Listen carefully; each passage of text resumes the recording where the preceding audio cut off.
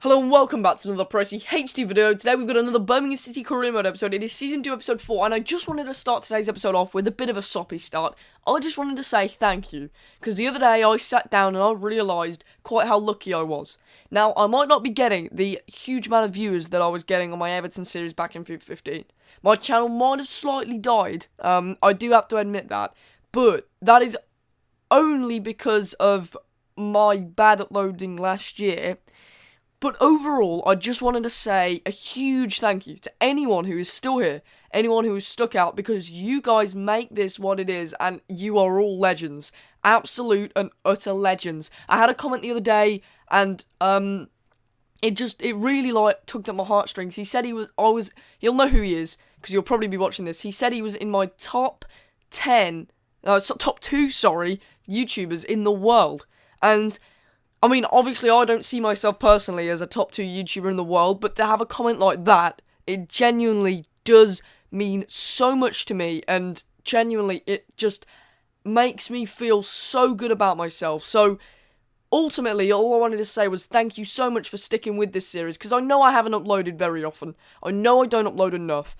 This past month, I've been trying to grind it out, and I know that unfortunately, in the coming months, I probably will slow down again, mainly because I have got my exams coming up right now in my life. But ultimately, once them are over, I want to repay you with everything I've got, and I want to try and get to 4th, 5th season in this career mode, and at the rate we're going right now, I genuinely think we could. So, look at that, Birmingham City 2-0 up against Derby County. Sorry for that soppy start, by the way, I know, but let's get into the actual commentary now. Brilliant game against Derby here. A bit of a tight one, and a bit of a almost foot and mouth? I meant to say cat and mouse, and I said foot and mouth. I don't quite know myself, but from being a 0-0, it suddenly opened up, and we've gone and scored 2, and can you believe 2 of them have been with Solomon Otterbar, who has never, I repeat, never scored a goal in this career mode. So that, my friend, is history in the making. Otterbar has been a very, very good backup player, and as he's breaking into the first team now at 70 rated, genuinely, I am so happy about the fact that he's got 2 solid goals, granted only in the FA Cup, but to break his huge duck, to break his over-season-long duck, and to get them 2 goals, it was huge, it is massive to me and to the entire club, and to him as well. Shots 2, goals 2, and 2 of them, 2 decent goals as well, 2 very good goals, one in the corner and then one very, very well-directed header, and since this update as well, headers. I never scored them with this team, but since this update, I have been scoring headers inside out, and that is ever since the start of Season 2 as well, of course. So, anyway, moving on into the Premier League once more now, we've got Liverpool. Again, another tough fixture.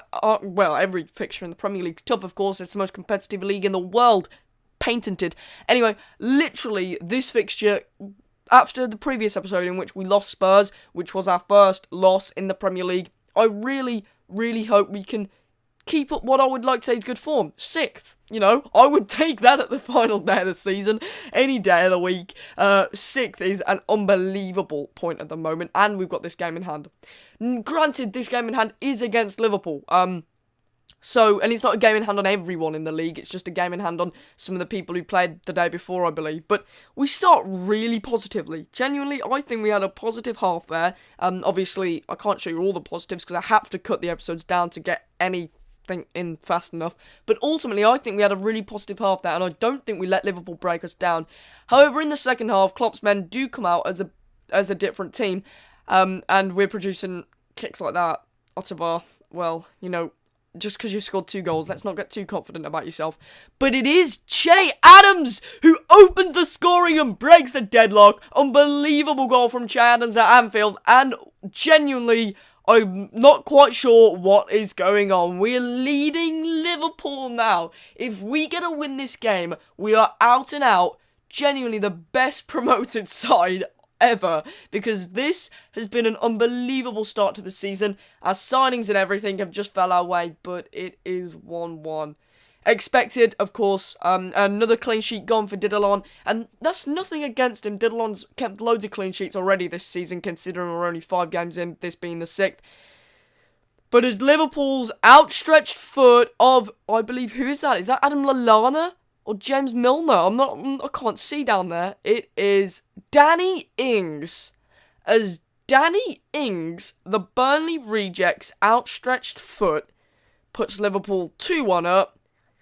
Liverpool get their second win of 2017 on the board.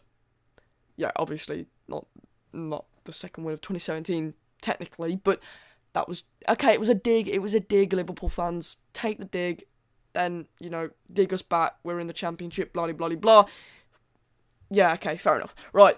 Either way, let's have a look at the squad report. Diddlon has gone up. Of course, that was from the previous squad report, however, so no movement by a lot of players so far. But Reece Oxford continues to grow, luckily, of course. Reece Oxford is a solid player. Ramirez, again, he hasn't improved this month. Cole Williams going up, though, which is always nice to see. Of course, this is complemented and accompanied by the training process, which does go on behind the scenes. Because, quite frankly, to just see me click simulate and, all the stats to come up, I don't really know why you'd want to see that from me. But Lozano, Pereira, Han Chan-hee, and Chadams have all gone up. Brilliant, genuinely. Pereira at 74, I believe, now, and Han Chan-hee hitting that 70 mark, which is a huge... I know that it's technically not, it's only one stat, but to go from 69 to 70, to me, it's a big, big step, because it's like you're getting into them higher grades once you're 70 rated in FIFA. It's like, getting from 79 to 80, you've got an 80 rated player. It's the way that people decide things. It's 70, 75, 80, 85, 90. And we have the most fantastic of starts I think we've had to a Premier League game this season, as Lozano's shot is just too powerful somehow for the Hull City keeper. Granted, poor goalkeeping from him, and to be honest, it was a lovely bit of play though. But look at that movement, look at that intercepting passing, and the shot wasn't too great, but it was powerful enough to somehow get past the Hull keeper. And honestly, you'll probably be thinking, I've got some sort of semi-professional difficulty on at the moment, because if keepers are making mistakes like that, there's something wrong. But genuinely, I don't. Honestly, I don't. Either way, let's move on. It's Murphy now. He's whipping it in. It's Lozano! Lozano again is got on the score sheet, but it's only through the fault of the keeper once more. Somehow, the Hull City keeper has quite literally finished all hope of Hull City ever winning the game. Lozano outstretching, well, I wouldn't really say outstretching, because Curtis Davies didn't even compete. Hull City just really aren't Premier League quality, probably in real life and in this game. Quite frankly, that was one of the most relaxed halves I've ever had. If you remember Norwich City, the promoted team that we played, who'd come up with us, so they'd come up more recently than Hull. And yet that was a 0-0 up until the 90th minute, where we snatched a 1-0 win. This, however, it's been not a walk in the park as such, but quite an easy affair, and I was in no doubt at any point of winning. Lozano there almost got our first hat-trick of the series. Can you believe we scored so little goals last year that we didn't get one hat-trick? We didn't have an out-and-out goal scorer, and if it wasn't for what was ended up probably the best save of the entire game from the Hull keeper, and a very, very unlucky bounce through his legs, Hull City would have been the team to have conceded the first hat-trick against us.